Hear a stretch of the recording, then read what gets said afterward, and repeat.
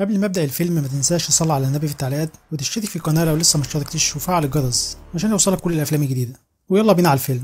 فيلمنا بيبدا مع بيتر واللي بيكون رايح عشان يقابل المحققه روز واللي شغاله في المباحث الفيدراليه، وبتديله بعدها موبايل وبتعرفه انهم هيسمعوا كل المكالمات اللي هيعملها، وبنعرف ان بيتر بيشتغل مخبر مع المباحث الفيدراليه وانهم زارعينه وسط اكبر مافيا لتجاره المخدرات واللي بيكون رئيسها واحد اسمه كليميك. وبتطمنه روز وبتعرفه ان اول ما العمليه تتم بنجاح هيرجع لحياته الطبيعيه. وتاني يوم بيتر وستاتيك بيتحركوا عشان ينفذوا العمليه، وبنعرف ان ستاتيك هو الدراع اليمين بتاع كليميك، وبياخدوا بعدها شنطه المخدرات من التاجر عشان يوصلوها لكليميك.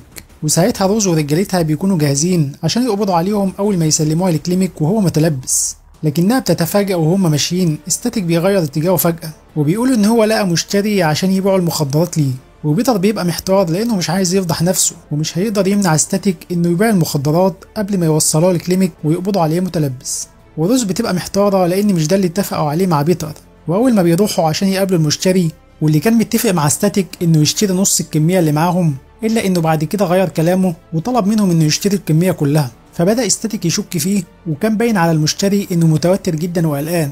وبعدها بيتر بيفهم بسرعه ان هو ظابط ومتخفي كمشتري عشان يقبض عليهم لان تصرفاته كانت باينه قوي ومفضوح. وبيتر بيحاول يتخلص منه عشان ما يبوظش العمليه ويوصلوا البضاعه لكليميك ويقبضوا عليه، لكن الظابط بيبقى متهور جدا وبيرفع سلاحه عليهم وبيعرفهم ان هو ظابط، وستاتيك بيجي من ظهره وبيخلص عليه وبيقتله.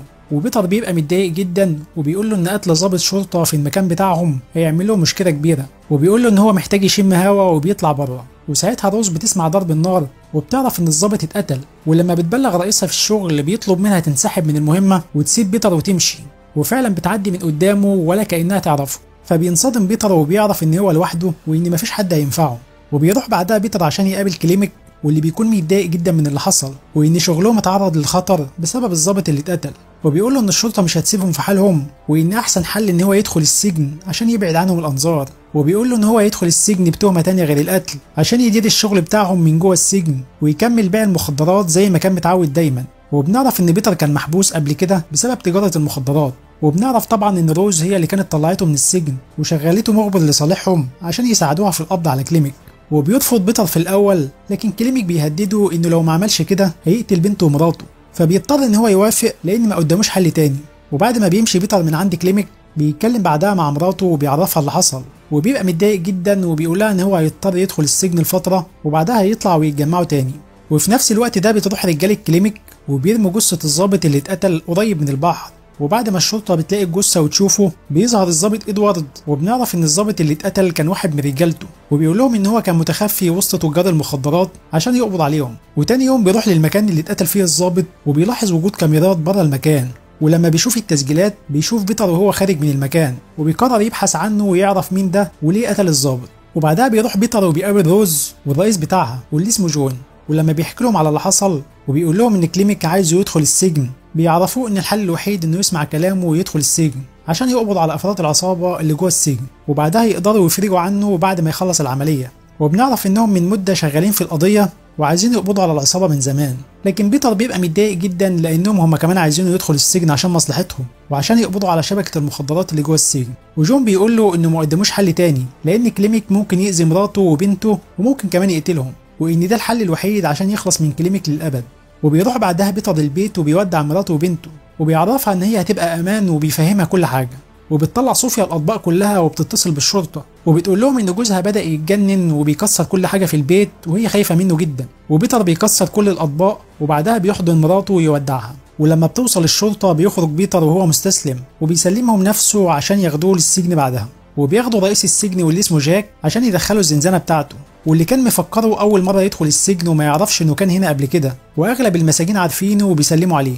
لكن جاك بيقول له ان هو دلوقتي هو اللي بيدير السجن وانه لازم ما يعملش اي حاجه الا باذنه. وبيروح بعدها الضابط ادوارد عشان يقابل روز وبيعرفها ان هو بيحقق في موضوع الضابط اللي اتقتل، وبيقول لها ان هو عارف ان بيتر كان في المكان وعارف انه بيشتغل مخبر مع المباحث الفيدراليه. لكن ساعتها بيجي الرئيس جون وبيقول له ان كلامه غلط وانهم ما يعرفوش اي حاجه عن حد اسمه بيتر، وكمان روز بتقول له انهم ما يعرفوش اي حاجه عن الموضوع. فبيتضايق ادوارد جدا لانه بيحس انهم مخبيين عنه حاجه، وبيتاكد ان بيتر فعلا شغال معاهم، وبيعرفهم ان هو مش هيسكت وهيكمل تحقيق في الموضوع لحد ما يوصل للحقيقه.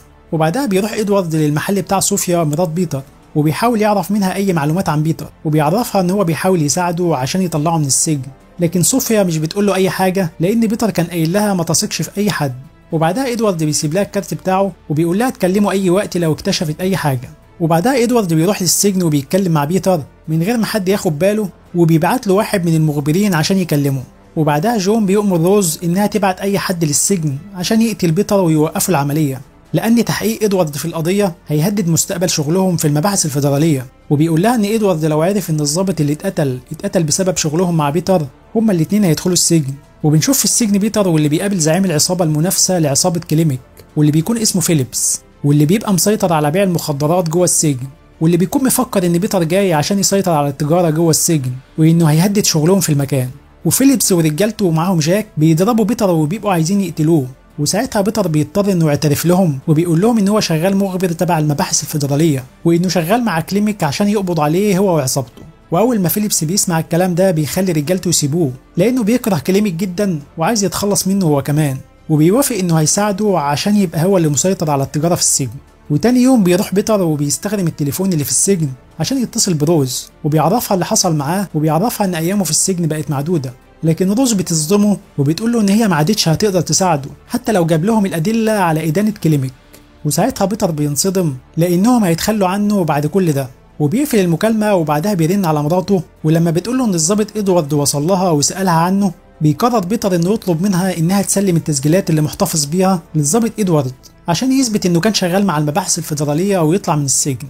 وفعلا بتروح صوفيا المخزن السري بتاع بيتر عشان تجيب التسجيلات، لكن روز بتكون سمعت المكالمه اللي بينهم وبتهددها بالسلاح عشان تاخد منها التسجيلات، وبتقول لها بعدها انها لازم تهرب قبل ما رجاله كليميك يوصلوا لها. ولما كليميك بيعرف ان بيتر بقى متعاون مع فيليبس، بيأمر رجالته انهم يقتلوا صوفيا وبنتها وبعدها يقتلوا بيتر هو كمان. وبنشوف بعدها بيتر واللي بيكون رايح للأوضة بتاعته في السجن، لكن واحد من العصابة بيشاور له عشان يفهم إن في حد عايز يقتله. ولما بيروح بيتر عشان ياخد السكينة اللي كان مخبيها في السرير، ساعتها بيهجم عليه واحد من رجال الكليميك وكان عايز يقتله، لكن بيتر بيقدر إنه يمسكه ويدافع عن نفسه. ولما الحراس بيشوفوا اللي حصل بيضربوا جهاز الإنذار عشان يمسكوه، فبيضطر بيتر إنه ياخد جاك عشان يهدد به الحراس، وبيقول لهم إن هو هيقتله لو أي حد قرب منه.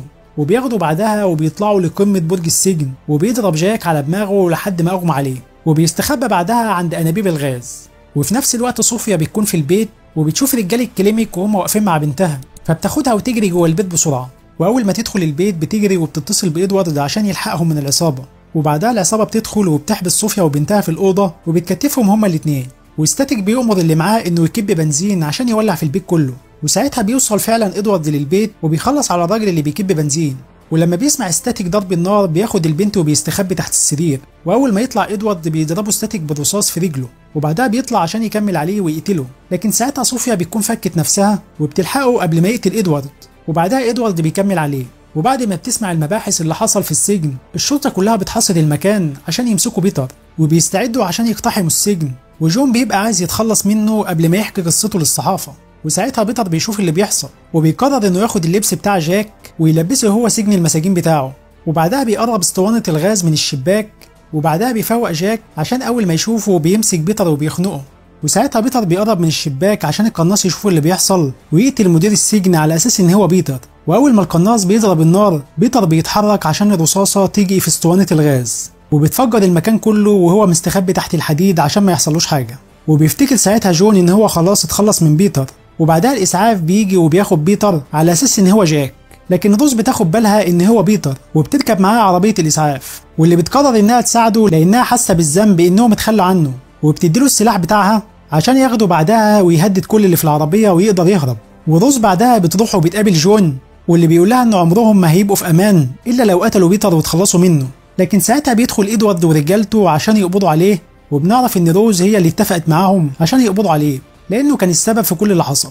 وبعدها بنشوف بيتر واللي كان رايح عشان يقابل مراته وبنته، لكن ساعتها بيشوف معاهم روز وبيفهم لما بتشاور له ان الشرطه محاوطه المكان عشان يقبضوا عليه.